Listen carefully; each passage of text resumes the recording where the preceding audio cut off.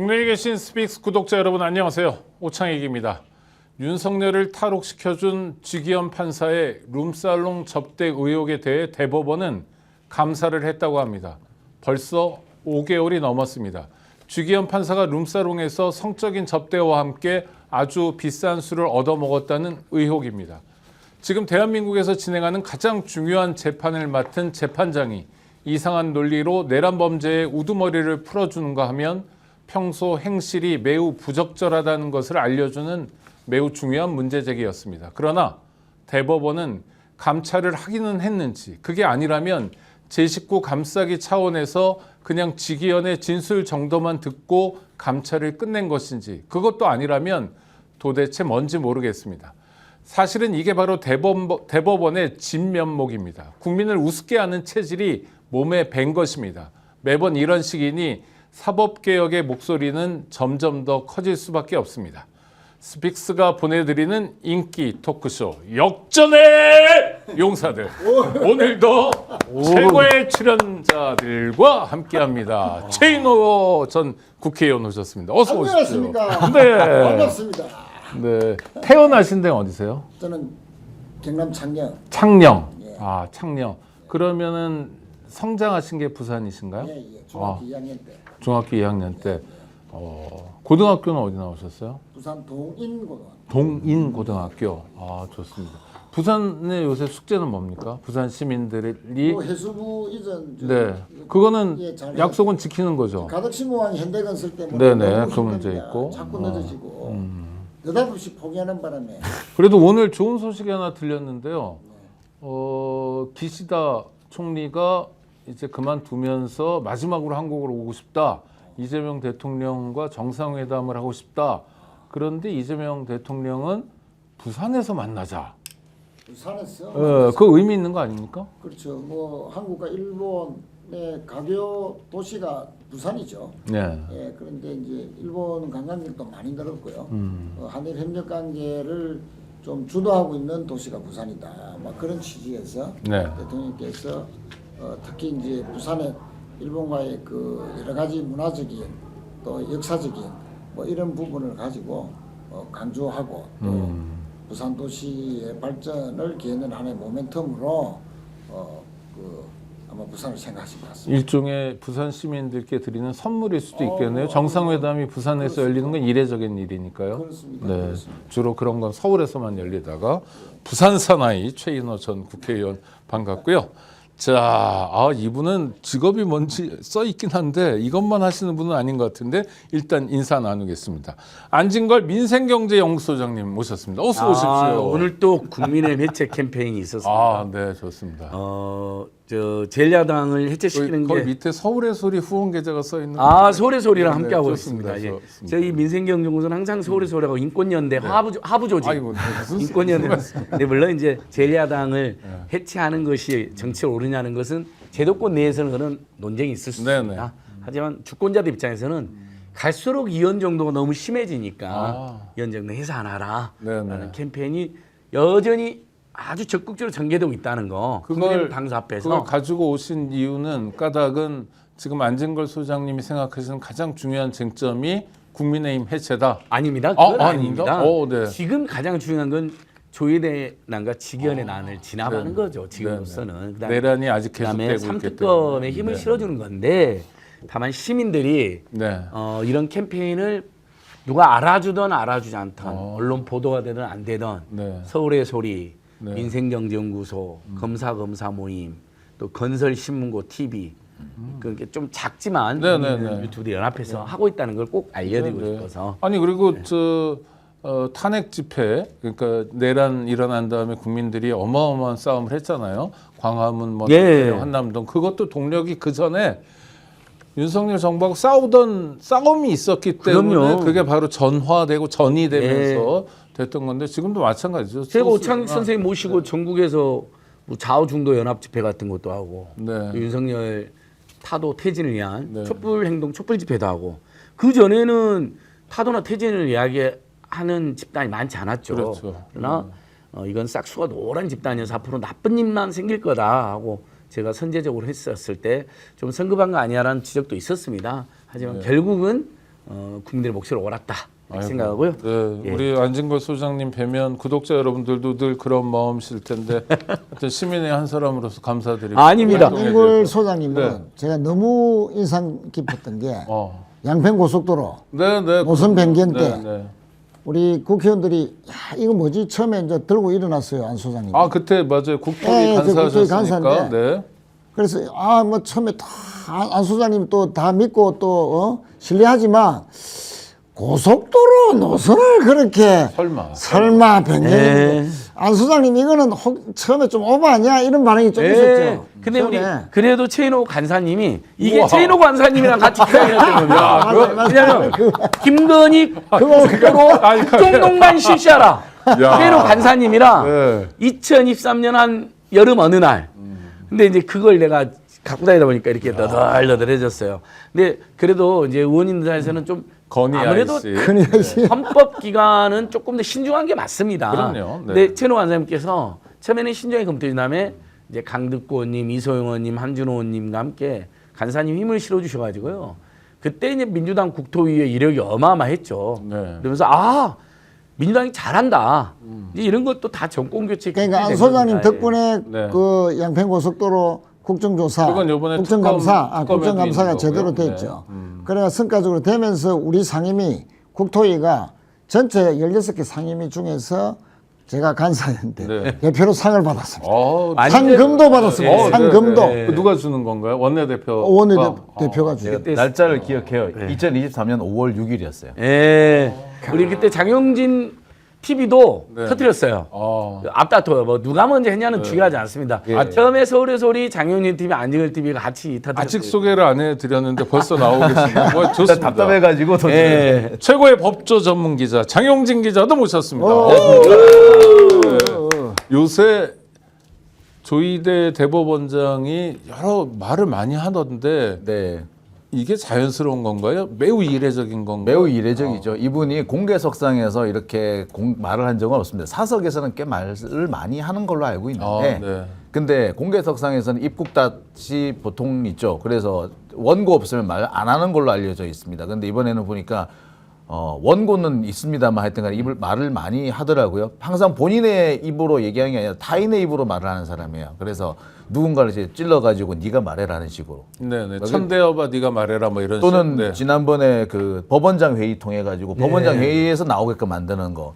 저는 사실 오늘도 좀 약간 긴장이 되는 것이 지금 전국 법관 회의가 열리고 네, 있는데요. 7시부터 예. 진행하고 있죠. 법관 대표회의에서도 뭔 소리가 나올까? 이거 아마 그 조희대의 어떤 사주에 의한 발언이 나올 수도 있지 않겠는가 좀 예의주시하고는 있습니다. 그러니까 네, 법원이 뭐 개혁 대상인지 아니면 그 법원이 흔히 요구하는 것처럼 개혁에 참여해서 자기들도 논의에 참여할 만큼의 적격이 있는지 등이 오늘 밤에 가려지겠죠. 그러니까 이제 분명한 거는요. 판사도 시민이니까 시민의 한 사람으로 참여하는 겁니다. 법관으로 참여하면 안 됩니다. 국가기관은요. 국민의 뜻에 의해서 만들어지는 겁니다. 네. 감히 어디 거기에 감나라 배나라를 합니까? 국무원은 그 자리에서는 그냥 받아들이는 겁니다. 국민의 뜻에 따라서. 네네. 제가 말씀드리는 건 만약 지금 상황에 대해서 철저한 반성을 한다면 그래 너희도 당사자니까 와서 의견 좀 내라. 국회 입법 과정에서 그렇게 반영할 수 있지 않을까 정도의 생각이었는데요. 조희대 씨의 이야기 한번 들어보시죠. 우리 헌법은 재판의 독립을 천명하고 법관의 신분을 보장하고 있습니다. 이는 오직 독립된 재판을 통해서만 사법부에 주어진 헌법적 사명을 온전히 수행하고 국민의 기본권을 충실히 보장할 수 있다는 굳은 믿음과 역사적 경험에 기초한 것입니다. 네, 몇 가지 13마리 눈에 띄는데 헌법적 사명이라는 것도 있었고요. 또 국민의 기본권 보장, 또 뭐 같은 자리였는데 뭐 신속하고 공정한 재판 뭐 이런 얘기들을 합니다. 안 소장님. 예. 어떻게 저렇게 네. 좋은 말들을 왜 윤석열한테는 한마디 못했을까요? 지금 조희대 대법원장이 뭐 여러 말을 하는데 설득력이 아주 없는 게요. 뭐 말 그대로 문자 뭐 몇 개야 당연히 우리도 아는 단어들이죠. 하지만 너무 설득이 떨어진 게 12.3 내란의 밤 때 단 한마디도 못하고 그 다음날 출근하는데 기자들이 물으니까 좀 알아보고 이야기를 하겠답니다. 뭘 알아봅니까? 국회를 쳐들어갈 수 없는 국회를 집합하고 나중에 포고령도 다 의원이고 다 합반한 건데 그 다음에 알아본 다음에도 발언 안 했습니다. 그리고 모든 게 알려지고 난 다음에도 아무 말도 안 해요. 예, 그 다음에 1월 19일 서부지법 내란 폭동, 제2차 내란 폭동 때도 아무 말을 안 한 자입니다. 근데 그 천대엽 법원 행정처장이 대법원장과 함께 우리가 뭐 어쩌고저쩌고 해서 의견을 밝혔다라고 얘기하는 거는 거짓말. 조이대를 실드치기 위해서 하신 건데 네. 천대엽은 그래도 그나마 대법관 중에 몇 번 입장을 낸 건 맞죠. 네, 국회 그래서 출석해서. 그때도 네. 왜 천대엽 말만 나오냐? 12.3 내란 사태, 129 법원 폭동 내란 사태 정도면 대법원장이 직접 나서야 되는 것이거든요. 아니, 그리고 그건 정말 또 하나 있습니다. 네. 그다음에 나중에 노상훈 수첩이라든지 포고령 이후에 밝혀진 게 보면 전현직 판사들을 체포하고 처단하고 돼. 그러면 지금 조이대 씨는요. 지금 이 말 할 때가 아닙니다. 그때 아니 어떻게 이런 천인공노할 짓을 있냐. 사법부의 독립은 권력과 자본으로부터 독립인데 윤석열 집단이 이런 짓을 근데 그때도 한 말 안 하고 그러니까요. 주기현이가 너무 윤석열을 말도 안 되는 논리로 풀어줄 때도 한마디도 안 했잖아요.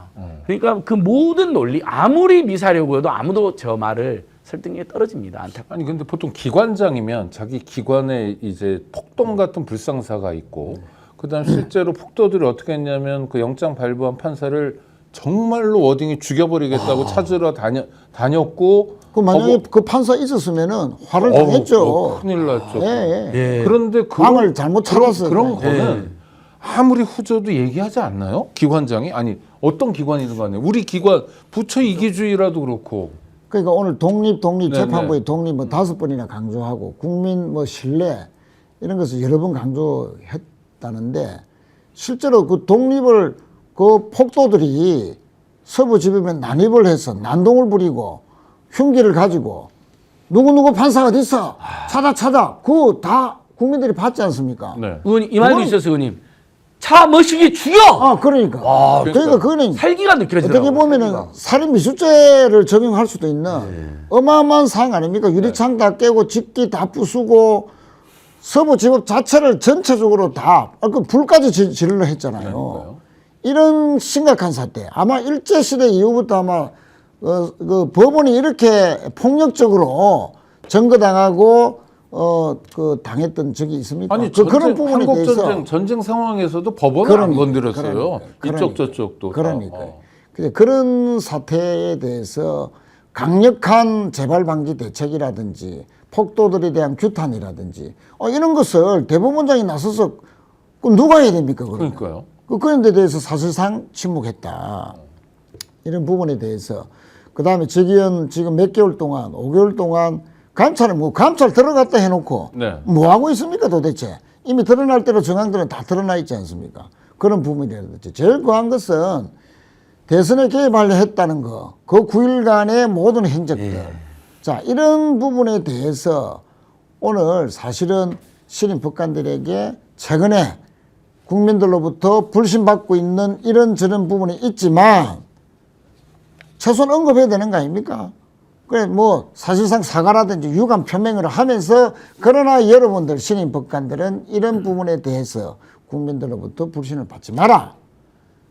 그런 정도는 이야기를 하면서 뭐를 독립을 이야기하고 국민 신뢰를 이야기하지. 이런 거 최근에 국민 신뢰 불신을 받는 부분은 다 사상하고 다 말 한마디 안 하고 유감조차도 이야기하지 않으면서 무슨 신뢰니 독립이니 그렇게 하면 국민들이 그걸 믿습니까?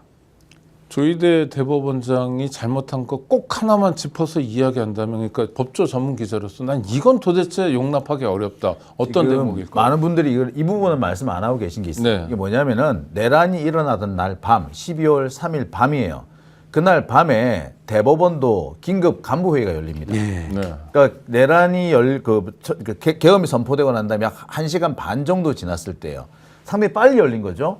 그 자리에서 뭔 얘기를 했냐면은 계엄 후속 조치를 논의했다고 합니다. 거기서 말하는 계엄 후속 조치라는 건 뭐냐?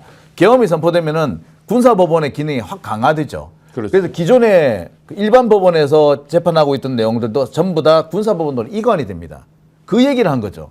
아, 그러니까 군사법원의 인력이 모자라니까 판사들을 어떻게 파견 보낼까? 또는 네. 지금 현재 일반 법원에서 재판하고 있으나 군사법원으로 관할을 이송하는 부분 이런 부분까지 논의를 했다는 거죠. 그건 적극적으로 계엄에 네, 협조하고 맞습니다. 중요 임무에 종사했다고 볼 수 있네요. 이 부분에 대해서 지금 아무 거론이 안 되고 있어요. 지금 당시 그 기사가 나오고 있고요. 네. 제가 그 기사를 제가 가지고 그렇죠. 있어요. 가지고 있으면서 왜 이 부분에 대해서 아무런 언급을 하고 있지 않느냐. 그러면 형법상 내란죄의 중요 임무 그럼요. 종사죄로 볼 수 있는 지금 그 사람이 그 자리에 있다는 것 자체가 잘못인 거죠. 이 사람은 내란 공범이에요. 그 자리에 있다는 것 자체가 잘못이고 탄핵을 당해도 할 말이 없는 사람입니다. 그럼 이 공식적인 회의니까 그 기록이 있을 건데. 그죠? 당시 그 기자 그게 뭐냐 언론에서 개최를 했다고 언론에 또 보도자료도 뿌렸어요. 그 시간이 언제냐면은 12월 4일 0시 2분이에요.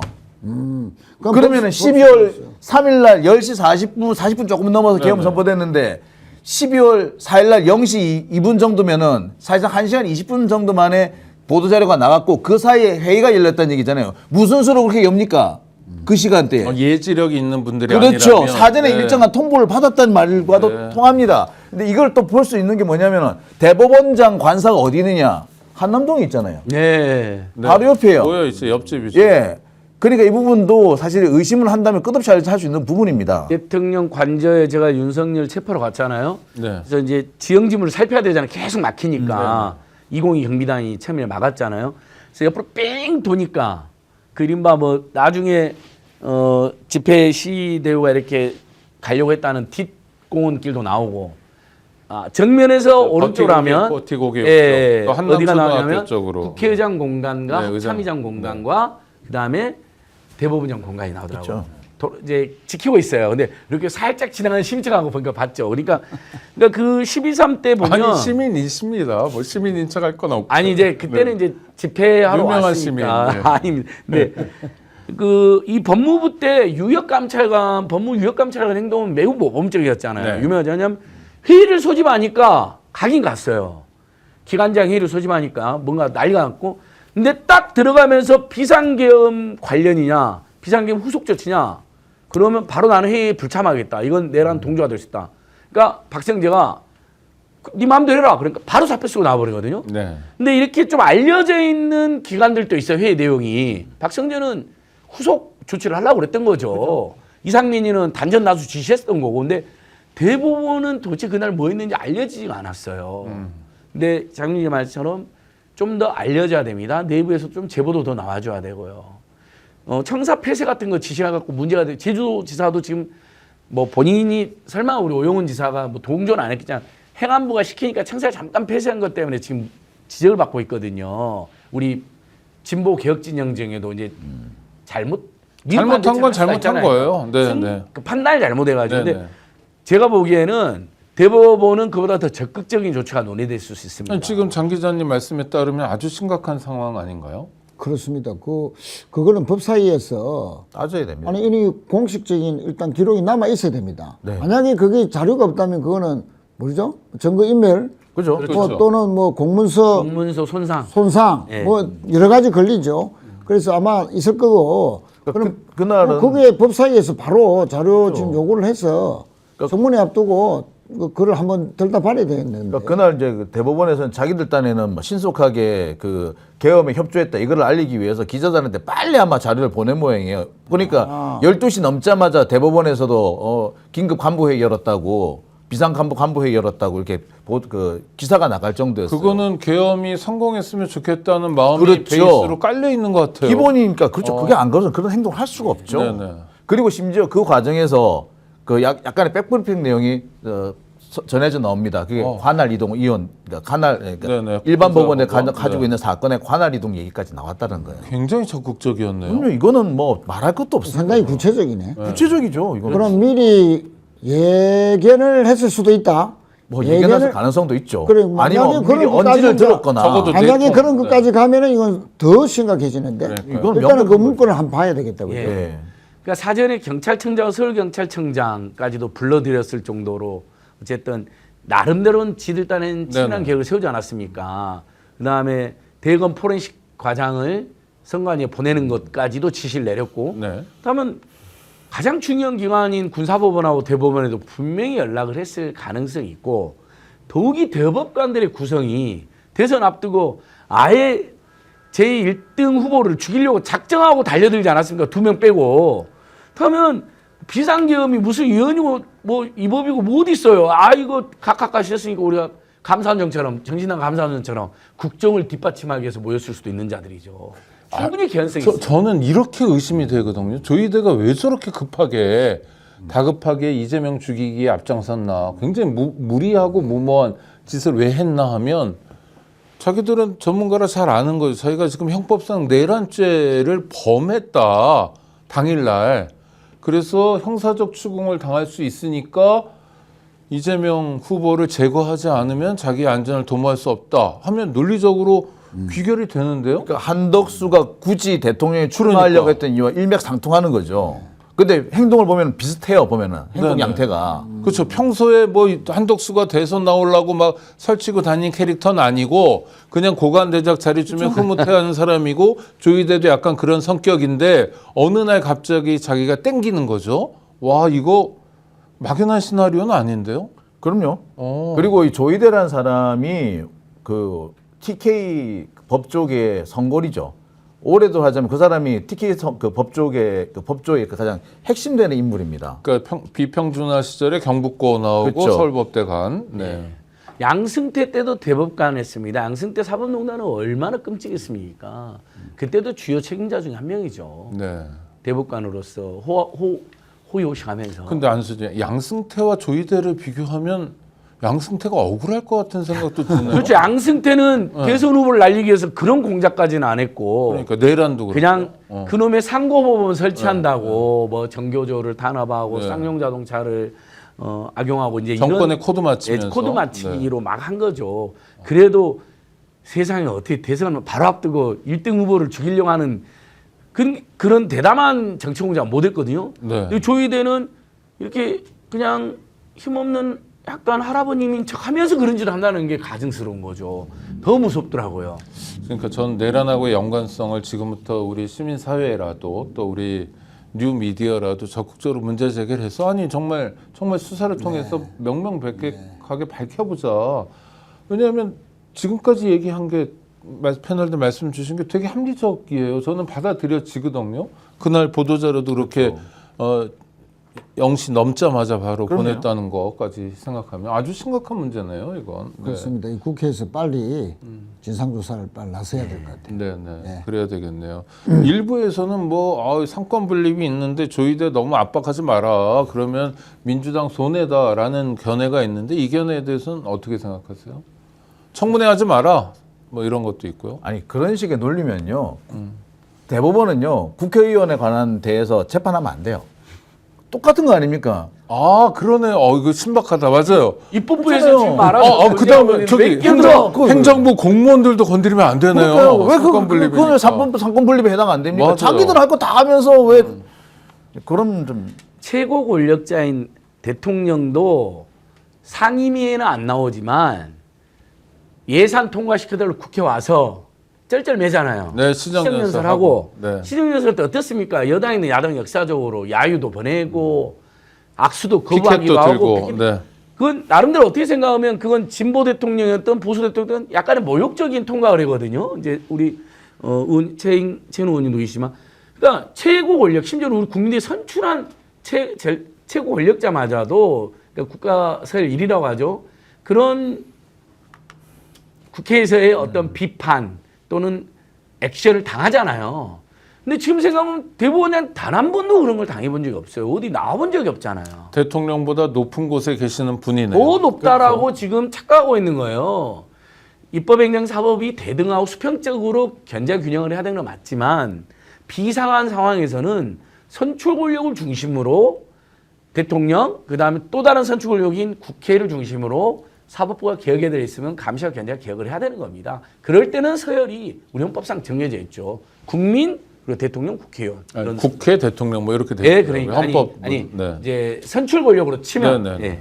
그렇죠. 대통령은 사실 전 국민이 전 국민이 다 선출하는 뽑았으니까. 거는 대통령밖에 없죠. 국회의원은 뭐 지역에서 뽑거나 하는 거니까. 네. 예. 그런데 이제 천대엽 그 대법관이 오늘 큰 실언을 한 거죠. 네. 아니 뭐 대법원장이 청문 대상이 아니다.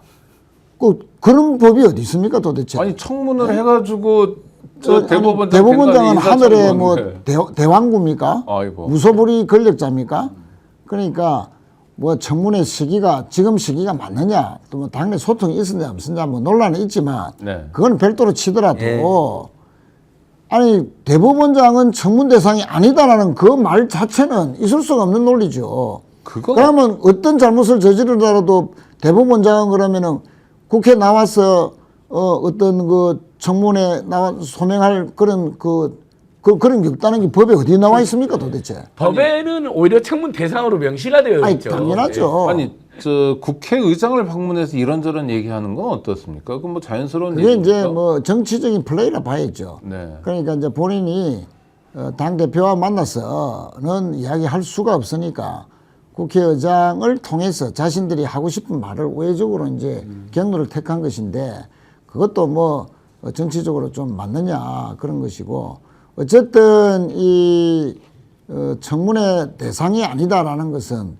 정말로 얼마나 이 사법부가 특히 대법관들의 어떤 월권적이고 뭐랍니까 자신들만이 어떤 정말로 고고한 별도로 존재하는 어떤 신적인 영역에 있는 신성불가침의 존재다라는 그 인식이 이번에 그냥 그대로 드러난 것이라서 그는 아주 매우 부적절한 발언이다. 예. 그렇습니다. 그리고 저는 국민의힘은 너무 웃긴 게 김명수 대법원장한테는 말도 안 되는 짓 했잖아요. 심지어 법원까지 쳐들어가서 막 사퇴 촉구하고 네. 출근길도 저지하던 자들이. 아니 사퇴 촉구할 수 있는 거 아닌가요? 그러니까 그런 일도 할 수 있잖아요. 그렇죠. 심지어 자기들은 법원까지 가가지고 막 출근 저지하고 몸싸움까지 하던 자들이 상권 분립을 중요하게 지금은 생각한다. 법에 의해서 출석 좀 하시라는 거잖아요.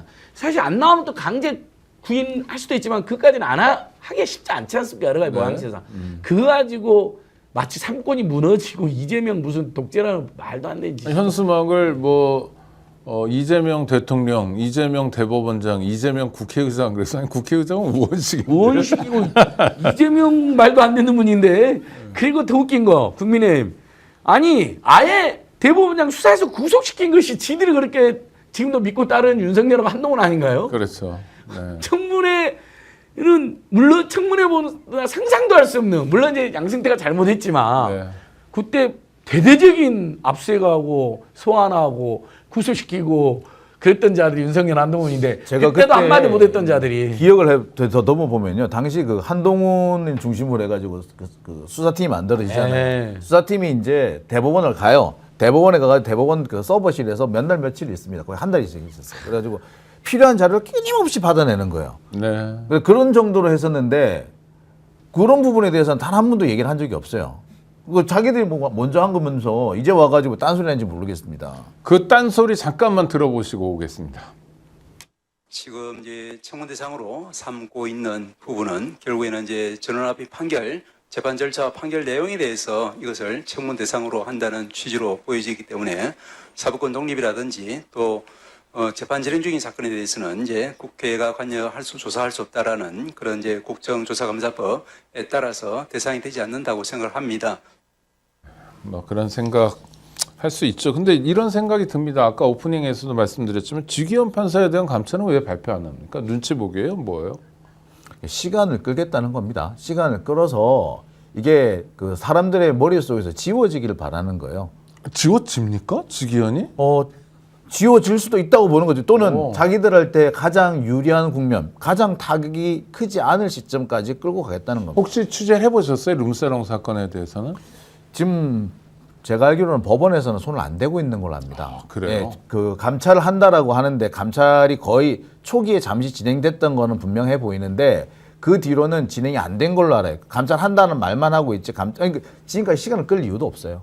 이게 감찰이 그 사실상 중단되어 있는 상태다 하는 척만 하고 있다. 저는 이렇게 보고 저 있어요. 사진이 나오고 있는데 지기현 얼굴을 보면 불쾌한 게 술을 꽤 많이 먹은 얼굴은 맞죠? 술 좀 드시는 분들 술좀 그렇죠? 드신 것 같아요. 네, 아니 드시는 분들은 알아볼 수 있잖아요. 저건 술을 꽤 많이 먹은 상태잖아요. 그리고 저곳은 본인이 한 잔 먹고 어디서 먹고 왔다고까지는 네, 이야기했어요. 뭐 삼겹살 먹고 가서 후배들이 있어서 격려하고 사진 찍고 나왔다. 룸사롱까지 가서 사진 찍고 나오는 일, 잘 모르겠습니다. 하여튼 네. 발표 안 하는 건 눈치 보기다, 시간 끌기다, 그러니까 아니면 이제 배짱 튕기기다. 저게 이제 뭔가 부적절한 행위로 밝혀지고 네. 확인이 되는 순간에 지기현 판사의 도덕적인 문제만 무너지는 게 아니고 왜 윤석열을 풀어주는가에 대한 또 법원의 불신들이 그런 것까지 옮겨가기 때문에 그걸 미연에 차단하려고 지금 발표하지 않는 거 아닌가. 만약에 저게 실제로 문제가 돼가지고 만약 저 갔었다는 게 확인이 돼버리면 그러면 지기현이가 윤석열을 풀어준 거는 제가 그 약점 잡힌 게 있어서 그렇구나라는 얘기가 될 거고요. 이 말은 다시 말하자면은 자신이 약점 잡힌 것 때문에 내란 우두머리를 풀어줬다라는 범인 도피 은닉죄가 돼버리는 겁니다. 그리고 여기에 대법원장이라든지 검찰총장까지 함께 가담한 게 돼버리죠. 네, 어마어마한 스캔들이네요. 그러니까 윤석열 캐비넷에 직위원이 들어있고 직위원의 약점이 있고 그걸 활용하거나 악용해가지고 탈옥까지 감행했다라는 정말 믿고 싶지 않은 이야기로 검사들이 네. 특정인들의 이 약점을 잡아서 그걸 자신들이 필요한 상황으로 이렇게 이끌고 가려고 하는 거 되게 많이 합니다. 네. 그것은 윤석열 징계사유에서 서울행정법원 판사님이 중대한 문제로 지적하지 않았습니까?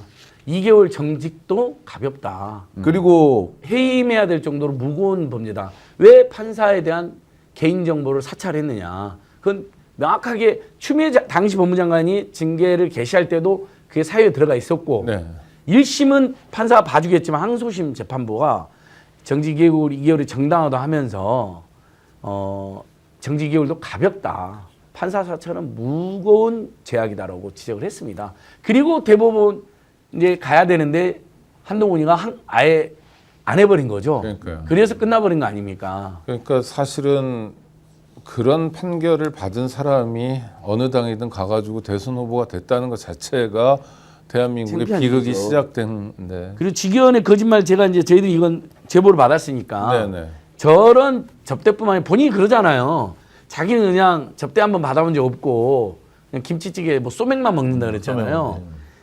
저희들이 아는 변호사의 변호사가 그 윤석열 풀어주기 직후쯤 가서 그날에게 술 사주고 왔다고 네. 주변에 이야기란 제보 지금 와 있습니다. 건하게라는 건 어떤 거예요? 소주가 모르겠어요. 아니라 란저를 갔는데 언제는 모르겠어요. 네. 아무튼 소맥과 김치찌개가 아닌 아주 비싼 위스키를 예, 먹었다. 뭔가 건하게 네. 예, 접대를 해주고 왔다는 그것도 변호사거든요. 아, 사건 관계인잖아요. 네. 보통은 판사님들이 조심해야 되지 않습니까? 그럼요. 그건 제보가 와 있기 때문에 이건 제가 뭐 믿을 만한 변호사님한테 들은 거기 때문에 하나씩 직연은 앞뒤가 하나도 안 맞습니다. 네. 하여튼 법원 개혁의 이유는 하나씩 차곡차곡 쌓이고 있습니다. 도대체 스스로 개혁조차 할 수 없는 사람들이라는 거 확인되고 있고요. 또 스스로는 개혁의 필요성조차 온몸으로 거부하고 있는 이상한 조직이라는 게 확인되고 있습니다. 민주당 좀 힘내시기 바라고요. 검찰 얘기로 가보죠. 송영길 전 대표 여러 가지로 억울하다는 평가가 많이 나오는데 그중에 하나 송영길을 엮기 위해서 검찰이 보좌진을 회유했다, 또 압박했다 이런 의혹은 뭔가요?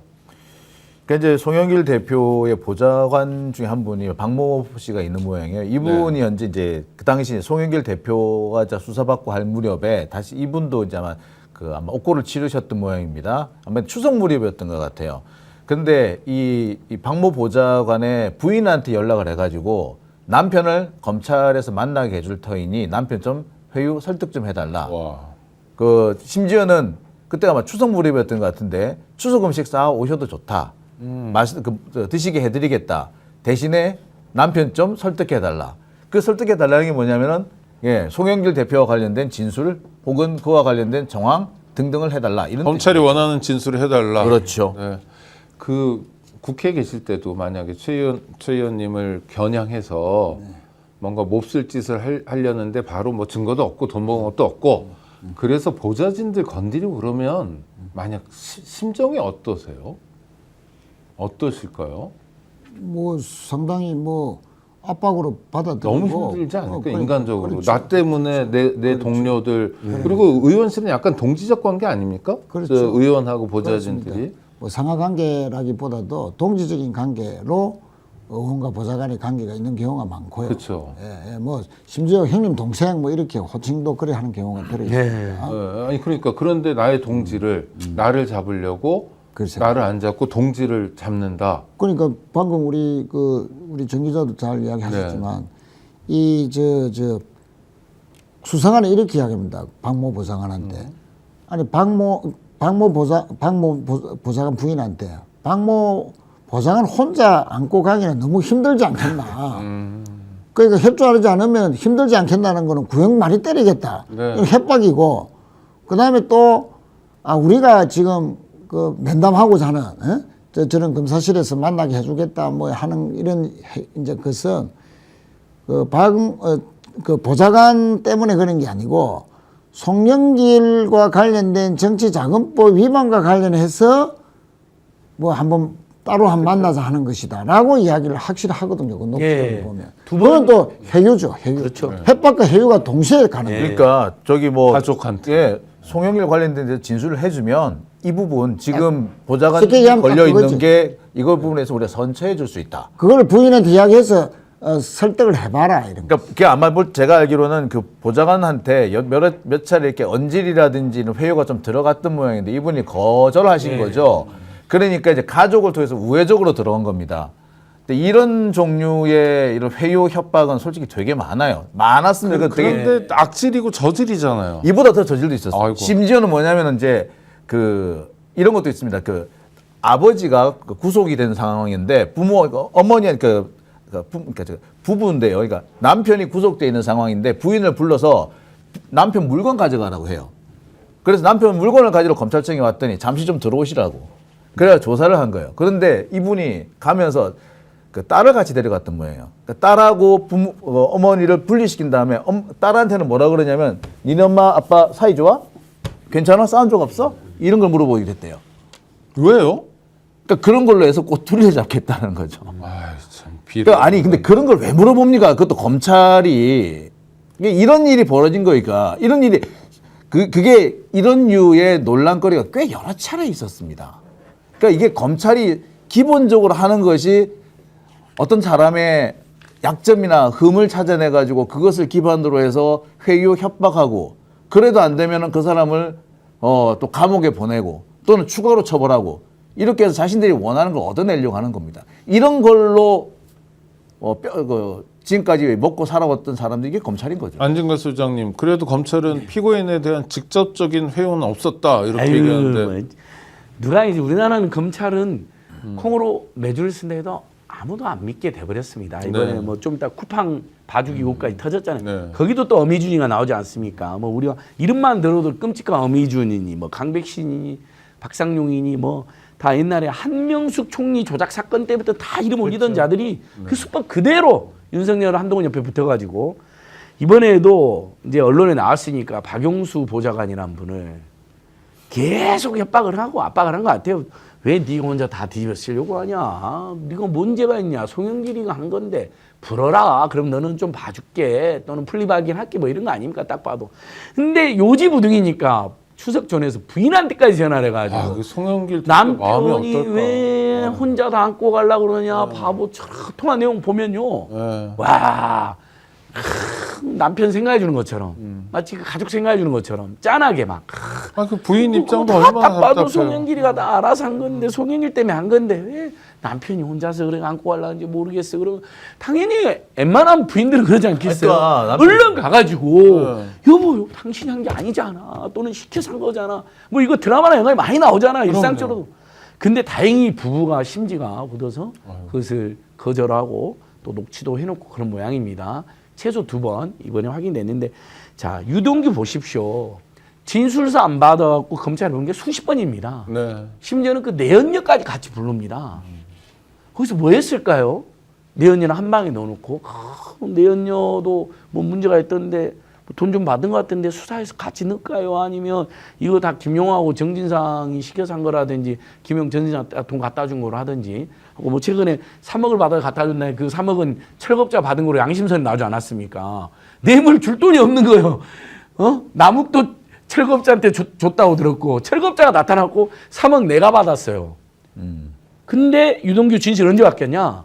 피의자 신문조서 남겨놓지 않고 검찰실로 내연녀를 마구 부를 때 유동규를 부를 때 그때 바뀌었습니다. 아니 근데 자 이런 자들은 삼족을 멸할 정도의 아니, 그러니까- 무서운 수사를 해야 됩니다. 아니 삼족은 뭐 냅두더라도 일단 정권이 바뀌었으면 검사들에 대한 감찰은 법무부가 가지고 있잖아요. 법무부가 이런 사건들은 쫙 감찰 돌려야 되는 거 아닙니까? 그래도 적어도 진상규명 검찰청은 해체하더라도 당시에 범죄를 해서 그러니까 공무원으로서 적합하지 않은 일을 한 사람 징계해야 되고 나중에 공소청으로 가더라도 그게 아니라 지금 얘기는 완전히 범죄잖아요. 그럼 범죄를 저지른 사람들은 형사소추해야 되는 거 아닌가요? 그러니까 불법 수사, 해유, 뭐 협박, 네.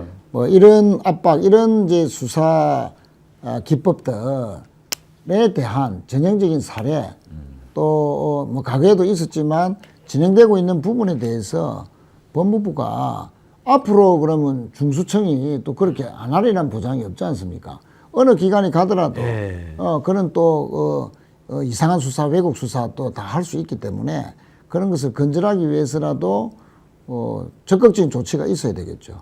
이 부분에서 이제 많은 분들이 정성호 장관에 대해서 비판을 많이 하세요. 비판받을 부분이 분명히 있다고 봅니다. 근데 한 가지 짚고 넘어가야 될 것은 법무부에 다 검사예요. 다 검사 아니면 검찰 가족들이에요. 장관만 아닙니다. 이분이 할 수 있는 일이 그렇게 많지가 않아요. 어떻게 보자면은 검찰을 개혁하기 위해서는 법무부를 개혁해야 되는데 법무부를 개혁하기 위해서는 법무부 인적 구성 자체를 싹 바꿔야 될 아니 필요가 근데 있었던 것 같아요. 그것에 대한 인사권은 정성호 장관이 가지고 있는데 행사하지 않았잖아요. 사람이 지금도. 없어요. 사람이 왜 사람이 없어요. 법무실장 시킬 만한 뭐 변호사나 법조인 찾아보면 굉장히 많을 것 같은데. 문재인 정부 때는 이용구 판사 출신이었잖아요. 그러니까요. 그러니까 일단 비법조인도 늘려야 되고 법조인을 불가피해 시켜야 되면 비검찰을 해야 되는 거죠. 그러니까 아니 근데 법무부 문민화라는 거는 뭐 네, 굉장히 법무부의 너무- 탈검찰하라고 하는데 이 부분도 이제 살 좀 짚고 넘어가야 되는데 그거 제가 알기로는 몇 분들한테 이렇게 의사 타진을 하긴 했었다는 거예요. 근데 다들 손사래치고 안 하려고 한다는 사람들이 90%랍니다. 왜? 내가 그 자리에 들어가면은 검찰이 내 뒷조사를 할 거기 때문에 무슨 짓을 할지 모른다는 거죠. 아닌데요. 꽤 있을 텐데 하실 만한 분들. 저- 애국심 있는 아니요, 법조인 사전에 또 예, 맞습니다. 민변에도 있겠죠. 그렇고 예. 우리 저 안진걸 소장님하고 같이 일하시는 변호사 중에서도 역량 있는 분들이 아유, 많이 있을 것 계시죠. 같은데 그래서 추천해 달라면 저도 추천해 줄 수 있을 이제 것 이렇게 같아요. 보면 될 것 같아요. 정권 초기에 인수위도 없는 혼란 상태에서 그때는 이해가 돼요. 제대로 인사를 못한 면이 일부 있었을 거고 이해가 되고요. 두 번째는 법무차관 인사 같은 걸 봤을 때 그 혼란을 틈타서 그다음에 지금 이번에 계속 헛소리를 많이 하는 검찰총장 직무대행 네. 이런 자들이 협력할 것처럼 해놓고 돼가지고 지금 벌써 이상한 짓을 하고 있는 거죠. 무슨 검찰이 헌법기관이라고 벌써 거짓말을 합니까? 검찰총 직무대행. 검찰 헌법 규정이 있다라는 식으로 했는데 기가 차가지고 헌법기관이 아무리 법률로 뒤집어도- 해체된다고 주는 헌법에 명시된 이런 표현들 합니다. 네. 예, 그러니까 검찰 그래- 아무리 검찰 집어도 중에. 헌법에 검찰이라는 단어가 검사 안 딱 두 나와요. 번 나 검사 두 번. 딱 우리가 다 찾아왔잖아요. 검사 두 번. 검사 두 번, 이거는 검찰총장 한 번. 헌법재판소 결정도 이미 나와 있는 상황인데도 네. 이렇게 뻔한 거짓말을 하는 헌법재판소 헌법기관이 아니라 그랬죠. 법률상 네. 수사권이라 그랬죠. 공수처법 전후에서 이것은 팩트니까 우리가 아니까. 그다음에 진짜 여러분 그냥 그 법전에서 찾아보려 힘드시잖아요. 이렇게 하면 내가 헌법을 포탈에서 긁어가지고 복사하면 바로 되거든요. 네. 그다음에 한글로 넣어. 아래 한글에 와가지고. 그다음에 검색 F2 검색 기능으로 검사를 치면 딱 두 번 나옵니다. 네. 네. 저 영장 청구할 때 검사를 통한다 하고 인신 구속할 때 검사에 청구를 해야 된다. 그건 형사 절차를 설명하는 거죠. 아니 그것은 기본권 공소청 보장을 검사가 위해서. 하는 거 하나도 검사를 안 건드리는 거예요. 그러니까 검찰총장이라는 단어가 한 번 더 나오긴 하는데요. 그거는 이제 뭐냐면 이제 검찰총장, 그다음에 각군 참모총장, 합참의장, 국무위원들 아니 임명하는 거예요. 국무회의에서 결정한다. 예, 국무회의 임명을. 의견 네. 심의를 거쳐서 임명하라고 하는 그 내용인데 그러면- 요거를 가지고 세상에 그러면 거기 다 헌법기관인 거죠. 그렇죠. 아니 그렇게 따지면 언론도 다 헌법기관이 됩니다.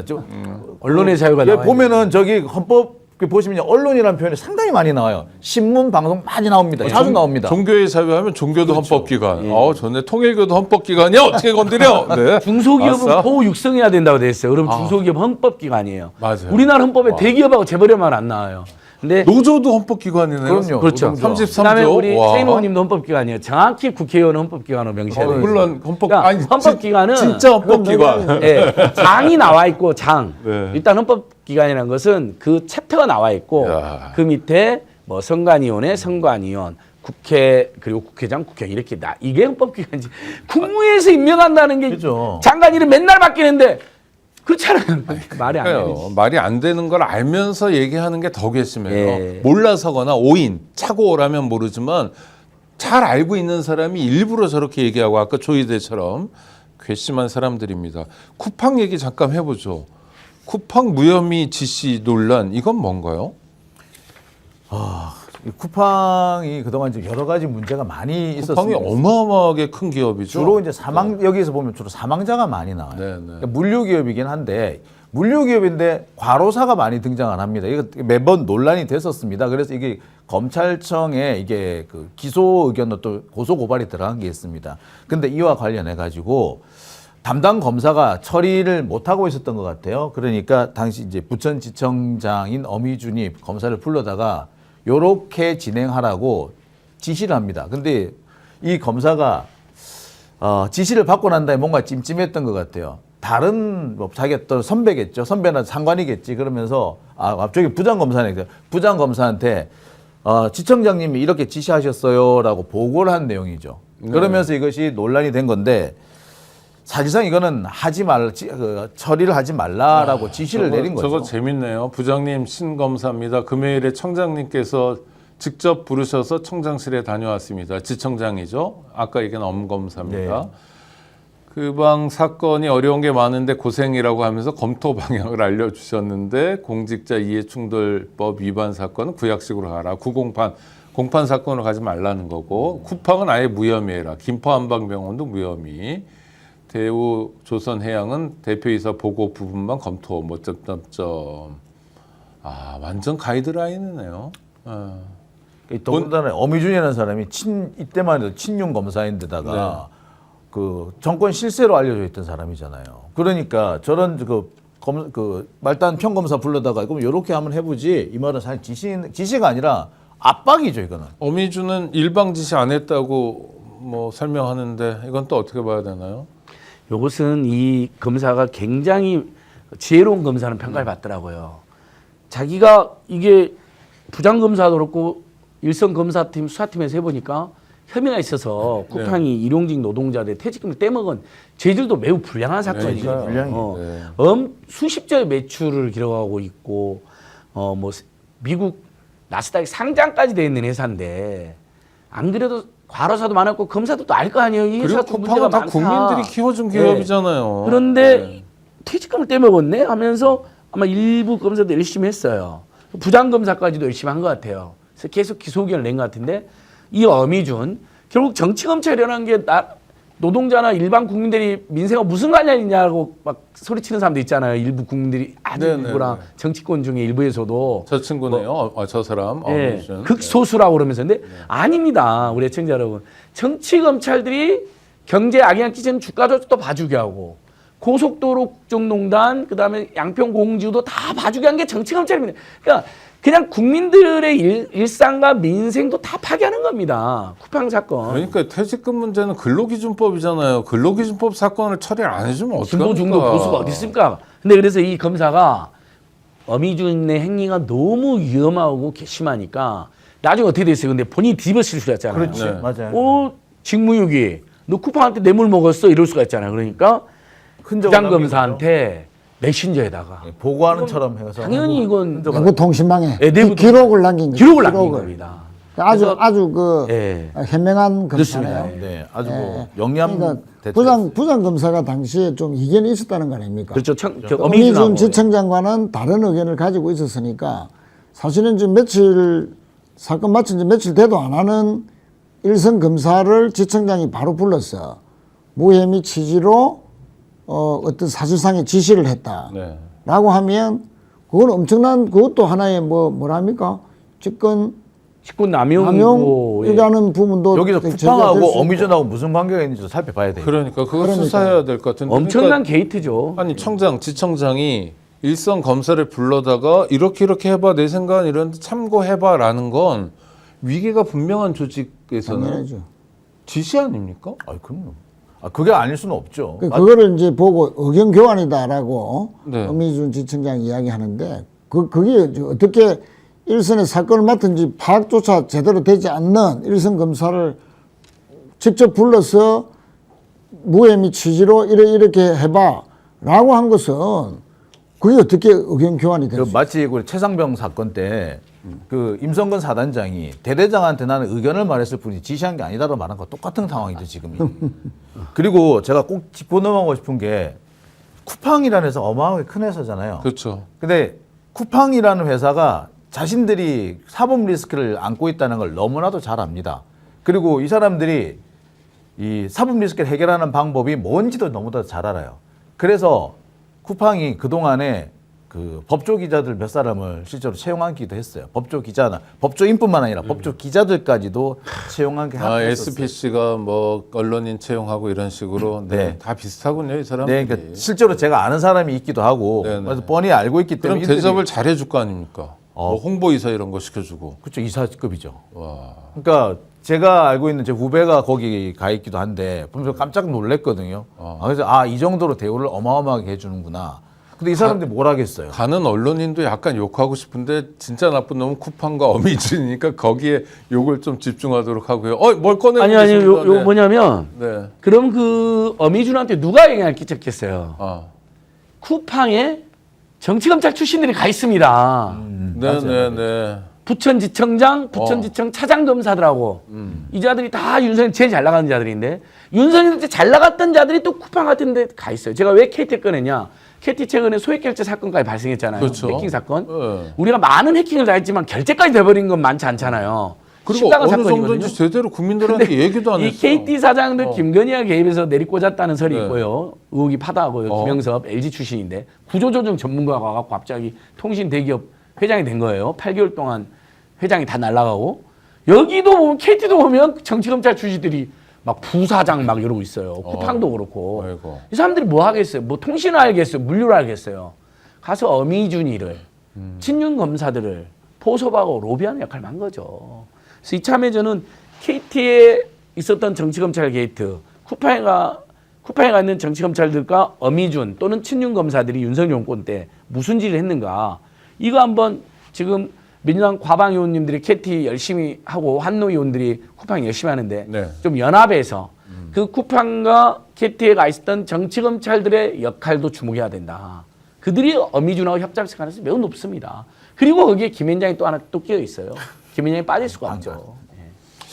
일망타진이란 단어가 갑자기 떠오르는데요. 사실은 일망타진의 기회가 온 겁니다. 이 기회를 국민들이 이를테면 광화문에서 여의도에서 또 남태령 한남동에서 투쟁하면서 만들어낸 건데 책임 있는 자리에 있는 분들이 단단하게 일을 해서 다시는 이런 일이 없도록 정말 다른 것도 아니라 퇴직금 떼먹은 대기업 엄청난 글로벌 기업 문제도 해결하지 말라고 하는 검찰 정말 그러면서 부끄러움도 느끼지 못하고 자기들끼리 좋은 것을 주고받는 이런 검찰 카르텔은 정말 끝내버려야 될 것 같습니다. 시간이 별로 안 남았는데 궁금해서 하나 여쭤보면 김건희는 왜 마스크를 쓰고 나왔죠?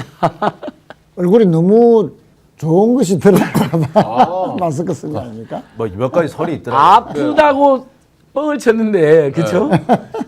이제 저기 저 마스크 부분을 제가 따져봤어요. 이렇게 맞느냐, 왜 씌웠느냐, 특혜 아니냐라고 했는데 아프다고 하면은 쓰도록 허용해 특히 준답니다. 코로나 이후에는 그렇죠. 내가 네. 컬럭컬럭해서 다른 사람에게 피해를 줄 수 있으니 지가 원하면 쓸 수는 있는데 아니 제가 궁금한 건 김건희 얼굴은 다 알잖아요. 그런데도 그와 관련해 가지고 나오는 썰 중에 하나가 네. 현장 갔다 온 저 기자들 얘기로는 메이크업을 한 것 같다라는 얘기를 하더라고요. 근데 메이크업을 급하게 지우기는 좀 힘들고 하니까 마스크를 한 게 아니냐라는 얘기도 이건 뭔 얘기입니까? 그러니까 교정시설의 수용자들은 메이크업이 기초 이게 뭐죠? 이거 로션 빼놓고는 불가능한데 이 양반은 좀 여러 가지로 더 했다. 네. 뭐 풀 메이크업이다 이런 얘기까지 있더라고요.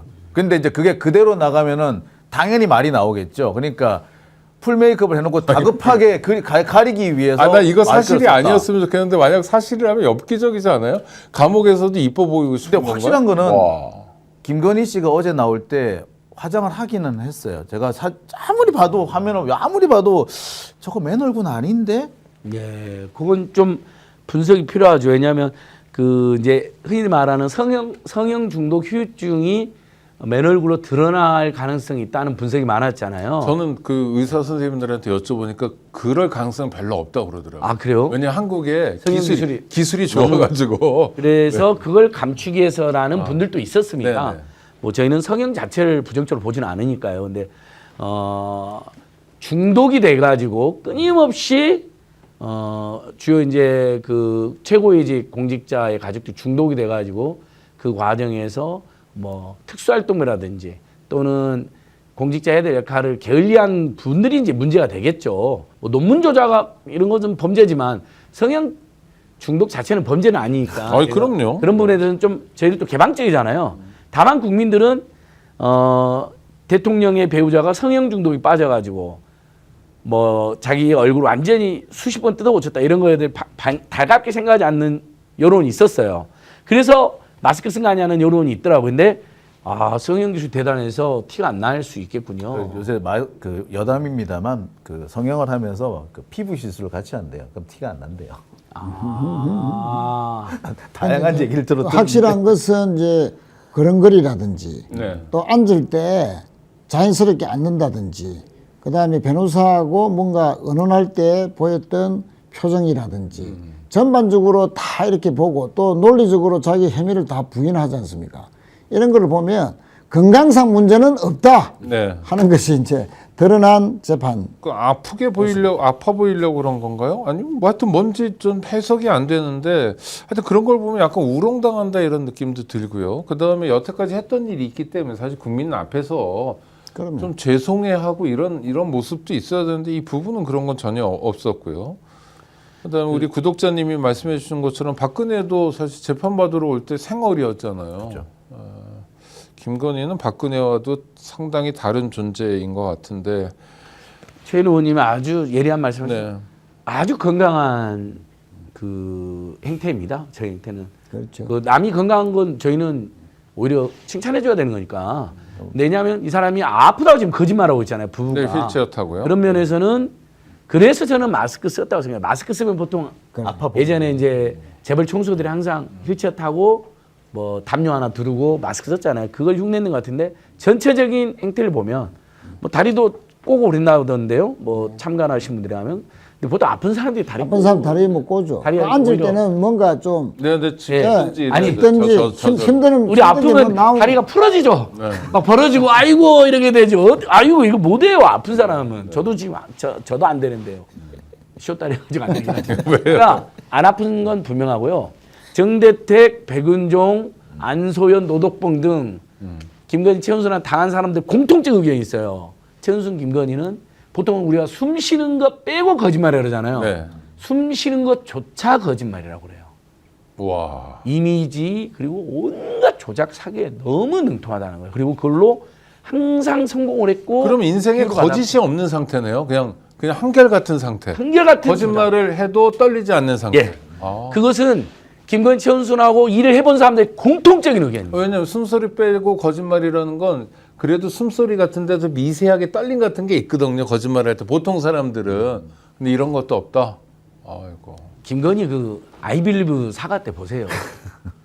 그렇게 막 권력을 탐하고 돈을 탐하고 난리를 피우고 사람을 지배하고 그런 사람이 뭐 우리 오빠 너무 무서운 검사였어요 하면서 이게 숨소리가 조작하는 거예요. 목소리 숨소리 조작하는. 이건 팩트입니다. 아니 뭐 조작했잖아요 그때. 성대모사라고 생각하겠습니다. 예, 아니 그러니까 숨소리와 목소리가 조작한 행태를 우리는 이미 그때 간파했다는 거예요. 네네. 이런 사람들이 세상을 움직였습니다. 예. 천만다행으로 국민의힘으로 내란을 극복하고 있습니다만 만만한 일은 아닙니다. 스픽스의 역할이 여전히 필요한 상황입니다. 요즘 동시 접속자도 약간 줄고 있는데요. 격려 많이 해주시기 바랍니다. 구독, 좋아요로 성원해 주시고요. 오늘 방송한 것도 정말 이런 얘기 어디 가서 듣습니까? 그러니까 친구분들 모여있는 카톡방이나 텔방 같은 데서 공유도 많이 해주시고요. 또 격려 많이 해주시기 바랍니다. 드릴 말씀이 있습니다. 더 착한 보험 파트너스. 야, 이건 단순 보험 가입만 하는 곳이 아니라 최적의 보험 플랜을 제안해 줍니다. 지금 가입한 보험이 우리 구독자 여러분들에게 맞는지 진단 서비스, 그리고 리모델링 안내부터 맞춤 상품 제안까지 해줍니다. 전화번호 기억하시죠? 1644-1236 또는 010-7612-3303, 010-7612-3303입니다. 카톡 또는 문자 상담 예약은 24시간 가능합니다. 현명한 보험 플랜을 만들어 보시기 바랍니다. 전계한 대표가 특별히 공들여서 홍보하자는 겁니다. 뮤지컬 김대중, 나의 대통령이 지금 절찬리에 상연 중입니다. 기간은 10월 26일까지입니다. 10월 26일 날 이토 히로부미와 박정희가 죽었네요. 장소는 부천시민회관 대공연장입니다. 스픽스 공동구매 특별 할인가로 보실 수 있는데 링크 밑에 더보기에 보면 고정 댓글이 있습니다. 들어가셔서 인증번호가 2025인데요. 올해가 2025죠. 2025 입력하시면 할인된 가격에 구매가 가능합니다. 할인 적용 기간은 전 기간이고요. 할인 적용 회차도 전 회차입니다. 할인율이 어마어마합니다. VIP석은 11만 원인데 6만 원에 보실 수 있고요. R석이 8만 8천 원이 5만 원. S석이 6만 6천 원인데 4만 원에 보실 수 있습니다. 예매 안내 다시 말씀드릴게요. 링크 고정 댓글에 링크 접속하셔서 인증번호 2025 입력하시고 날짜 선택하시고 좌석 선택하시고 결제하시면 예매 완료가 되고요. 그럼 티켓은 어떻게 하냐? 공연 당일 공연장 매표소에서 예매하신 분 이름하고 전화번호만 확인해 주시면 티켓 수령 가능하고요. 공연 1시간 전부터 티켓 받으실 수 있다고 합니다. 의미 있는 공연이니까 한번 가서 봐주시고요. 김대중 대통령에 대한 뮤지컬 공연, 새로운 시도인데 앞으로 이런 시도들이 많아지려면 많이 봐주셔야 합니다. 그래서 우리가 남의 나라 얘기만 보는 게 아니라 우리 이야기로 드디어 뮤지컬도 만들기 시작했고 오페라도 만들기 시작했는데 K컬처의 역량을 우리 현대사를 재조명하는 데서도 확인할 수 있었으면 좋겠습니다. 정말 감사합니다. 지금까지 최인호 전 의원, 안진걸 민생경제연구소장, 그리고 장용진 법조 전문기자와 함께했습니다. 구독자 여러분, 다음에 또 뵙도록 하겠습니다. 감사합니다.